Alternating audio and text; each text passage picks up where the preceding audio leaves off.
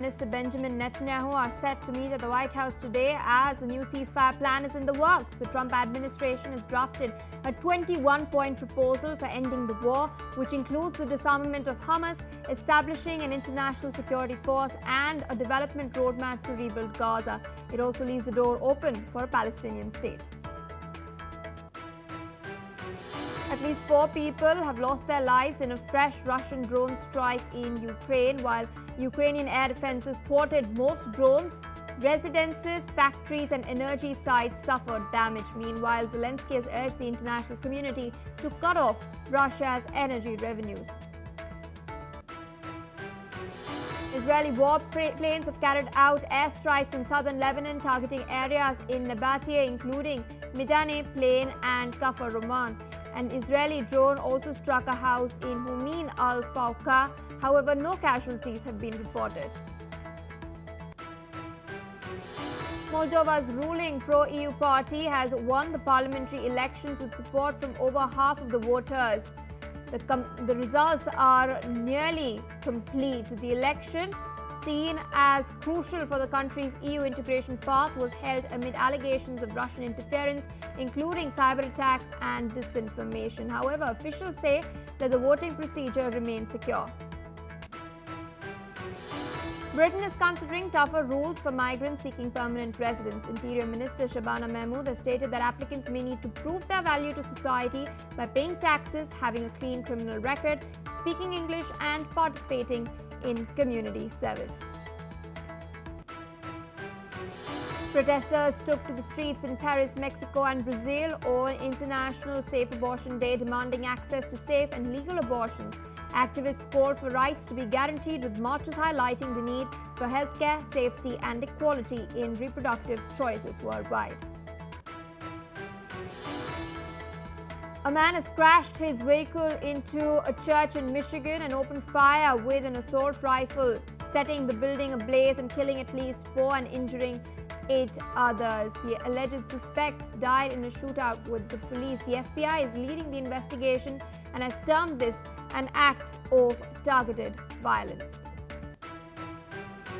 A 5.4 magnitude earthquake shook northwestern Turkey, centered in Simaf, Kutha province.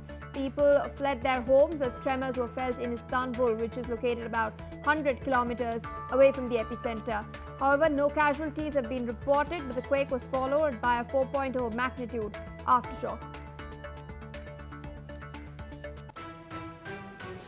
Those are the headlines and our top focus. The Israeli military has stated that it had struck weapons depots belonging to the Hezbollah in southern Lebanon. Now, the military has put out a statement highlighting that weapon depots were used by Hezbollah to advance and carry out attacks against the state of Israel. Lebanon's state-run national news agency has also reported a series of Israeli airstrikes near the towns of Kfar Rumman and Jarmak, and a drone strike on a residence in Humin, all in the country's southern area.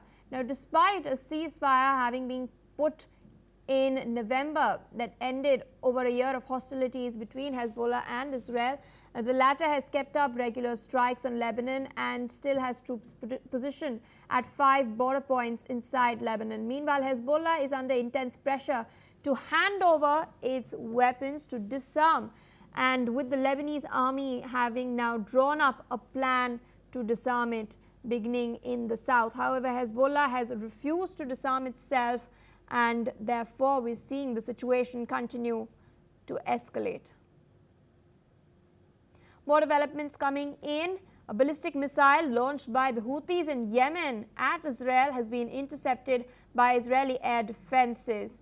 Now, early morning sirens were heard in several areas of Israel, including Tel Aviv. However, no damage and casualties have been reported as of now. The Houthis, an Iran-backed terror group, have repeatedly attacked Israel with ballistic missiles and drones, stating that they're doing so in support of Gaza amidst Israel's escalating offensive over there. With us on the broadcast is Mr. Yossi Kuperwase, Israeli intelligence and security expert, joining us from Tel Aviv. Sir, thank you so much for taking our time speaking to us on NewsX World. Could you share with our viewers what transpired earlier in the day? We are now learning that there were sirens heard early morning, and a missile from Yemen that was fired by the Houthis has now been successfully intercepted. What is the situation on the ground? Well, yes. First of all, thank you for having me. The missiles coming from Yemen, launched by the Houthis, keep coming, and another one was launched during the night and intercepted, fortunately, by the Israeli Air Force. And but the fact that it is intercepted is good, but nevertheless, many people have to run to the shelters to make sure that if it's not intercepted, the damages are going to be minimal. And we turned that into a practice already. Everybody knows what to do. And fortunately, this was intercepted. This was according to the Yemenis, according to the Houthis, this was cluster warhead missile that could have caused a lot of damage, but fortunately, as I said, it was intercepted. It seems that our continuous efforts to convince the Houthis to give up have not yet yielded the fruits that we expect, and in spite of the lot of damage that we caused to the Houthis' military infrastructure, as we did in the last attack against the headquarters, they continue launching the missiles, and it seems that we shall have to continue charging them with heavier prices to make sure that they realize that this is against their interest to keep launching those missiles against us. And coming to Israel's northern front, we're also now learning that Israel has struck, in fact, a weapons depot of the Hezbollah just recently. We do know that talks with the Lebanese government for the disarmament of Hezbollah is underway. The United States is involved in this as well. Where do you see these efforts heading, and is the latest strike now a reminder by Israel that it is time that the Lebanese government walks the talk? Well, according to the agreement, Hezbollah is not supposed to have weapons and to have any military presence in southern Lebanon. And they, of course, breach this agreement all the time. And we are trying to convince the Lebanese army to take care of that, but they do not do what they need to do, with the exception of one case in which they try to disarm or to take the arms of Hezbollah in a certain position in southern Lebanon. This was the only case in which they did it. In all other cases, we pointed the places we want them to disarm Hezbollah there, and they do nothing.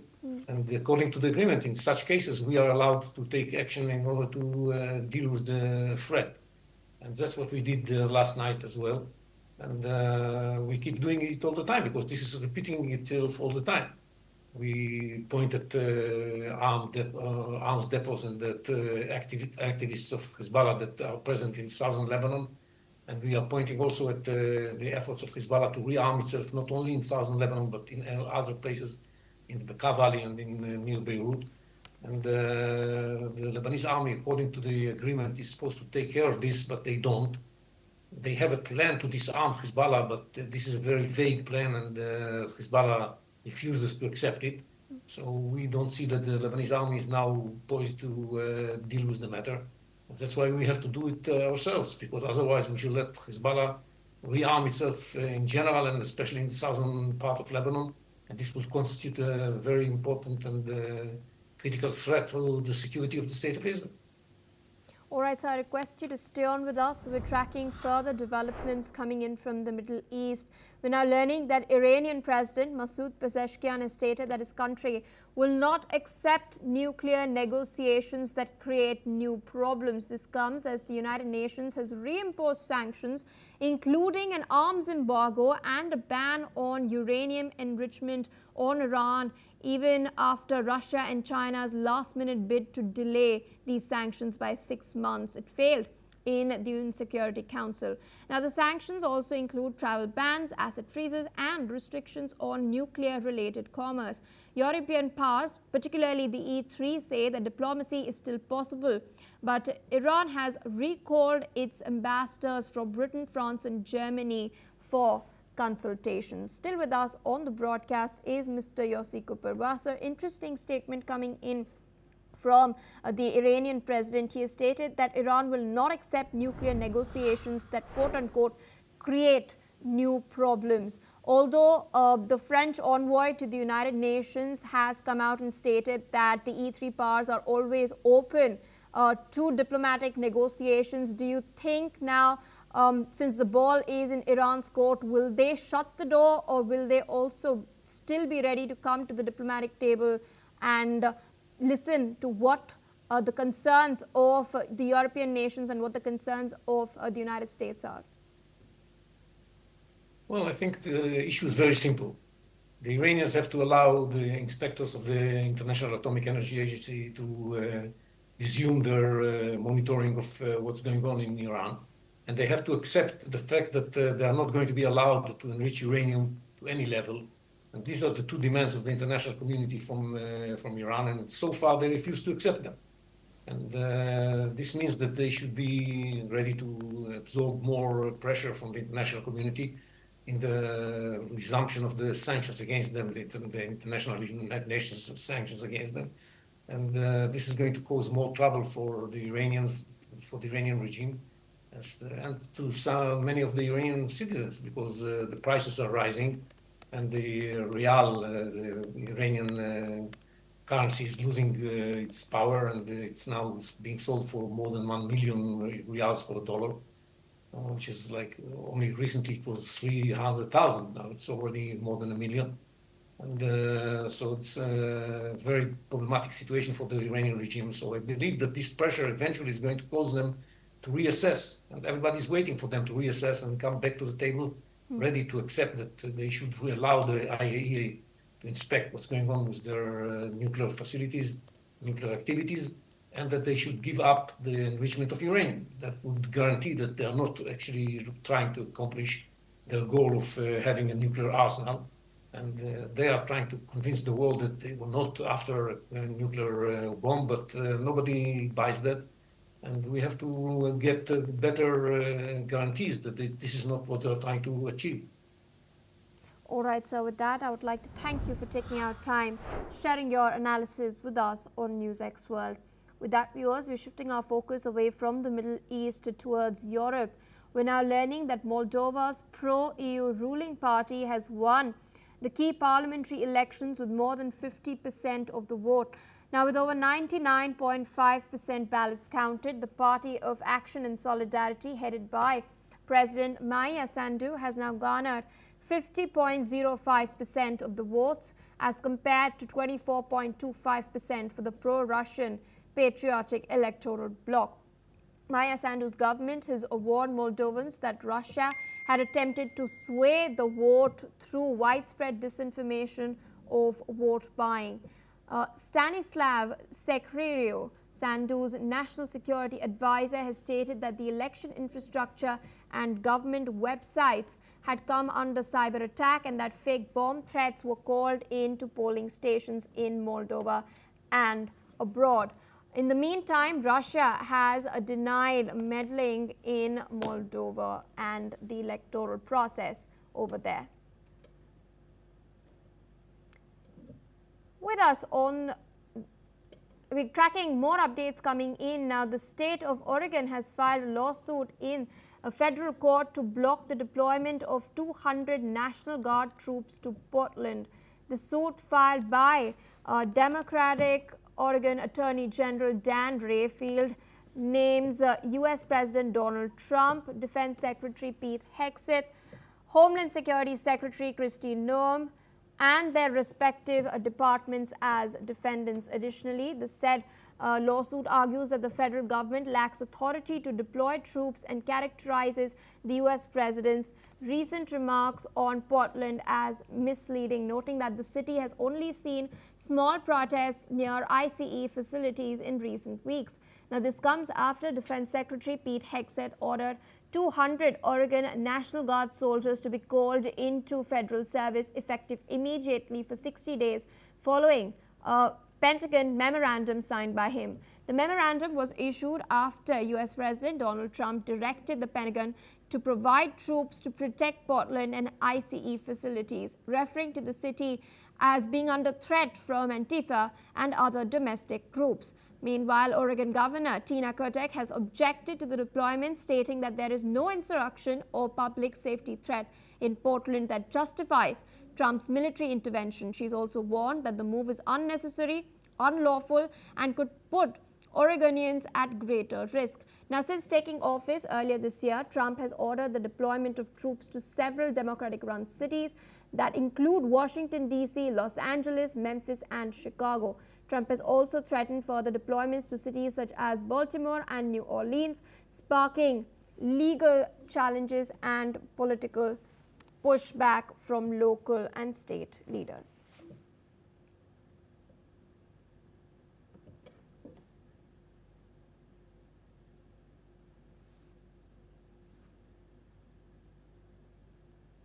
With us on the broadcast is Alison Mutler, former Associated Press Bureau Chief in Romania, joining us from Bucharest. Thank you so much for taking our time speaking to us.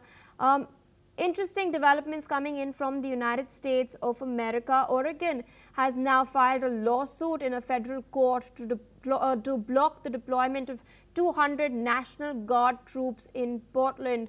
We've seen the Trump administration try to do so earlier in California as well, and the state of California also moved against the Trump administration earlier. Trump has also attempted to do so in Chicago. We've seen the National Guard troops in Washington, D.C. Trump has claimed that this has brought down crime rates. Where do you see this legal battle headed next?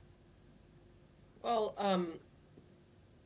as you said in your report, President Trump is sending the troops to Democrat cities, i.e. cities which are not controlled by him. And local leaders and people are pushing back because they say there's no need for the presence of troops in our cities, in our states. And it will be down to the courts whether the courts can push back. And that will also be a test for the courts, will be a test for American democracy, whether they can push. And sending in troops, I mean, I'm a European, but sending in troops to a city is a very serious move. And he needs to, even if he is the president, he needs to have justification for sending in those troops. And therefore, it's up to local authorities, including the local courts, to judge that and push back on that. And whether they can or will, that will be a test for American democracy. All right, and we're also tracking some developments coming in from Moldova at this point. We're now learning that the party, which is incumbently in power, has secured a majority of the people's vote. 50.05% of votes have been, in fact, secured by the Party of Action and Solidarity, headed by President Maya Sandu. What do you make of this overwhelming mandate that has been given to President Sandu? Well, in the weeks running up to elections, there were a lot of tensions. There were more than allegations, reports of Russian disinformation campaigns, tactics, voter buying. It wasn't just a few reports. They came from the highest levels of state. They came from the cyber authorities. It came from undercover journalists working for very serious media organizations. These accusations came from the president herself. Moldova is very good at countering disinformation, much better than it's not an EU country, much better than EU countries, because it has traditionally been a yo-yo between Russia and the EU. So there was a lot of tension whether the Russian disinformation campaign would actually succeed in Moldova and manage to sway the vote, as President Maya Sandu warned that it would. Now, as we see the results coming in hour by hour, it's very clear that the Russian tactics have abysmally failed, and Maya Sandu has managed to secure a very important majority. Now, it's a slim one, she's just over 50%, but it also means, and this is important, she won't have to govern with other parties. So this gives her a clear mandate for joining the EU, something she hopes to do by 2030. All right, ma'am. With that, I'd like to thank you for taking our time speaking to us on NewsX World. With that, viewers, we're shifting our focus away towards Southeast Asia. We're now learning that 11 people have lost their lives and 17 others are now missing after Typhoon Bualoi hit Vietnam, damaging houses and knocking power grids out as the storm brought flooding, rains and huge swells before losing some of its strength as it headed towards Laos. Now, according to reports, Boaloi had moved along the country's northern central coastline before making landfall and causing waves as high as 8 meters. Meanwhile, Vietnam has closed airports and evacuated thousands of people to different areas. Reportedly, the typhoon was generating winds of up to 133 kilometers per hour.